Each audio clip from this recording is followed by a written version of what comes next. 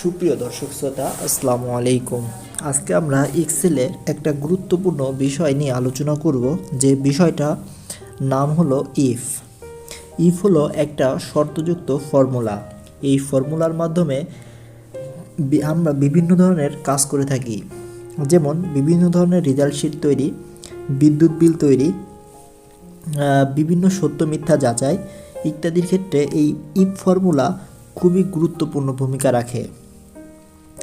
আজকে আমরা একটা রেজাল্ট শিটের মাধ্যমে কিভাবে এই ইফ ফর্মুলা কাজ করে আর এই ইফ ফর্মুলা দিয়ে কিভাবে একটা রেজাল্ট শিটের রেজাল্ট তৈরি করা যায়, কিভাবে সত্য মিথ্যা যাচাই করা যায়, আজকে সেই বিষয়ে আলোচনা করব। তো সেজন্য আমরা একটা রেজাল্ট শিটের বেছে নিছি, যে রেজাল্ট শিটে 1 থেকে 9 জনের নাম আছে। এইখানে 3টা বিষয় আছে, একটা আছে বাংলা, আরেকটা আছে ইংলিশ এবং আরেকটা আছে ম্যাথ, এবং 4 নম্বরে যেটা আছে সেটা হলো রেজাল্ট।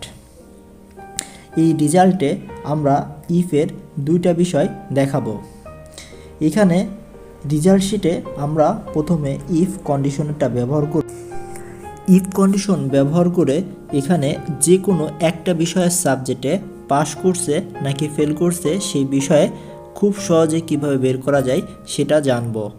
তো সেটার জন্য প্রথমে আমরা শুধুমাত্র বাংলা রেজাল্ট পাস করছে নাকি ফেল করছে সেটা জানার জন্য চেষ্টা করব। এটা জানার জন্য প্রথমে আমাদের একটা সমান সমান চিহ্ন নিতে হবে এবং কল করতে হবে ইফ কন্ডিশনকে। আমরা ইফ কন্ডিশনকে কল করলাম এবং একটা লজিক্যাল টেস্ট দিতে হবে, অর্থাৎ যে টেস্টের মাধ্যমে আমরা বাংলায় কে পাস করলো না কে ফেল করলো সেটা জানবো। যেমন এখানে দিলাম হলো 50, অর্থাৎ একটা নাম্বার দিলাম, এই নাম্বারটা যদি 33-এর বড় হয় তাহলে সে পাস করছে, আর যদি কম হয় তাহলে সে ফেল।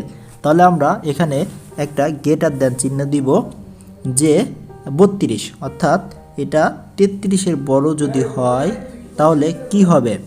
এখানে লজিক্যাল টেস্ট, এখানে সূত্র অনুসারে আমরা একটা কমা দিব, একটা কমা দিলাম। পরবর্তী আমাদের সিকোয়েন্স চলে আসলো ভ্যালু ইফ ট্রু, যদি এই ভ্যালুটা সত্য হয় তাহলে এখানে কি দেখাবে।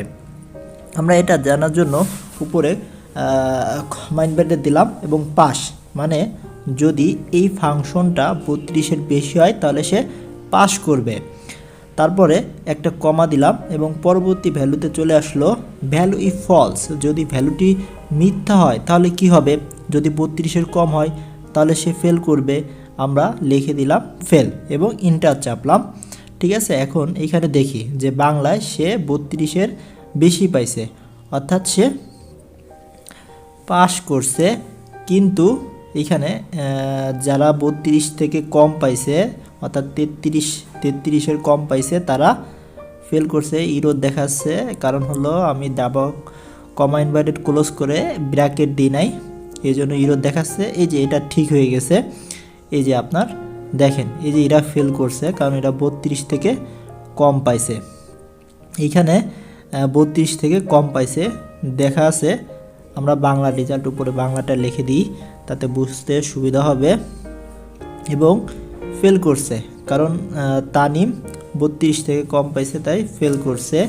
এবং উপরে যদি 30 পেতো তাহলে কি হইতো, তাহলে সে পাস করবে নাকি ফেল করবে, এটারে আমরা উপর থেকেই করি, কারণ প্রথমেই থেকে তখন সে ফেল করছে। যদি 30 থেকে বাংলায় বেশি পেতো, 33 পেতো, তাহলে কী হবে, পাস করবে। হ্যাঁ, এইটা হলো ইফ কন্ডিশনের কাজ। এবং আবু সাইদ কত পাইছে, 65, সে পাস করছে।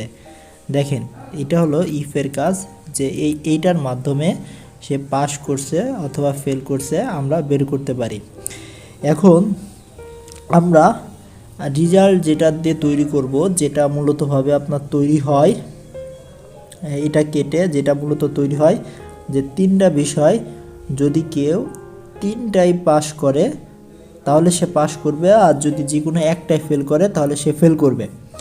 এই কন্ডিশনটা বের করার জন্য আমরা আর একটা সূত্র অ্যাপ্লাই করব, যেটা ইফ দিয়েই, ইফের মতোই। যেমন প্রথমে ইফ যাব এবং তারপরে লজিক্যাল টেস্ট দিব। এই ইফ লজিক্যাল টেস্ট দেওয়ার আগে এখানে আর একটা ফাংশন যুক্ত করতে হবে, সেটা হলো অ্যান্ড। এবং অ্যান্ড যুক্ত করলাম এবং অ্যান্ডের পরে লজিক দিব। লজিক দিব হলো 3টা, যদি এই লজিক 3টা দিই তাহলে আমরা খুব সহজেই বের করতে পারবো। যদি যে কোনো একটা ফেল করে তাহলে সে ফেলই থাকবে, আর যদি 3টাই পাস করে তাহলে পাসই হবে। আমরা 3টা লজিক দিলাম। প্রথম লজিক দিলাম বাংলা, যে এটার 32-এর উপরে পাইতে হবে, মিনিমাম 33। তারপর ইংলিশ, এবং তৃতীয়টা ম্যাথ। এটাও লজিক দিলাম। লজিক দিয়ে আপনার 32 থেকে বেশি পাইতে হবে, দিয়ে দ্বিতীয় লজিক দিয়ে যে ইংলিশ যে ম্যাথ আছে, ম্যাথেও 32 থেকে বেশি পাইতে হবে, অর্থাৎ 33 পাইতে হবে পাস করতে হলে। এরপর কমা দিলাম। এখন কমার আগে ভ্যালু ইট ট্রু, যদি এটা সত্য হয়, যদি এটা 32-এর প্রতিটা সাবজেক্টে 32-এর উপর হয় তাহলে কি করবে? পাস করবে। আমরা পাস দিলাম এবং কমা দিয়ে ক্লোজ করলাম, এবং কমা ইনভাইটেড দিলাম ডাবল। যদি তারপর আসছে হলো কি আছে, ভ্যালু ইট ফলস, যদি তারা পাস না করে, যদি এই ভ্যালুটা মিথ্যা হয় তাহলে কি হবে? তারা ফেল করবে। আমরা ডাবল কমা ইনভাইটেড দিয়ে ইন্টার চাপলাম। ইরর দেখাচ্ছে কারণ আমার ব্র্যাকেটটা ক্লোজ করি নাই, অর্থাৎ ভ্যালুটা আমি ঠিক করি নাই, এজন্য। এই যে ক্লোজ করলাম, ক্লোজ করে একদম নিচ পর্যন্ত টেনে দিলাম। টেনে দিলেই কে কত পাইছে বোঝা হয়ে গেছে যে ফেল করছে। কারণ হলো সে বাংলায় 32 পাইছে, ইসে 33 পাইছে। দেখেন, একটা সাবজেক্টে 33 পাইছে, দুইটায় 33 পাইছে, একটা 45 পাইছে, তা তো সে পাস হচ্ছে না। যদি এটা 33 পায় তাহলে সে পাস, কারণ 3টা সাবজেক্টে 33 পাইছে। যদি এটা 32 পায়, একটা সাবজেক্টে ফেল করে তাহলে ফেল থাকবে। এখন দ্বিতীয় ভ্যালুটায় সে আবু সাইদ কী করছে? পাস করছে, 65 পাইছে, ইংলিশে 50, ম্যাথে 56, সে পাস করছে। যদি সে তারপরে তানিম, সে ফেল করছে, কারণ একটা সাবজেক্টে সে কত পাইছে? 32 পাইছে, তার মানে সে ফেল করছে। যদি সে 33 পাইতো তাহলে 32 না পেয়ে 33 পাইলে সে কী করতো? পাস করতো।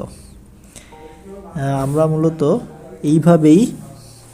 এইভাবেই মূলত রেজাল্ট শিট ব্যবহার করে আমরা রেজাল্ট তৈরি করতে পারবো, এবং কে পাস করছে কে ফেল করছে এইভাবে সূত্র অ্যাপ্লাই করে, ইফ অ্যান্ড সূত্র অ্যাপ্লাই করে খুব সহজেই জানতে পারবো।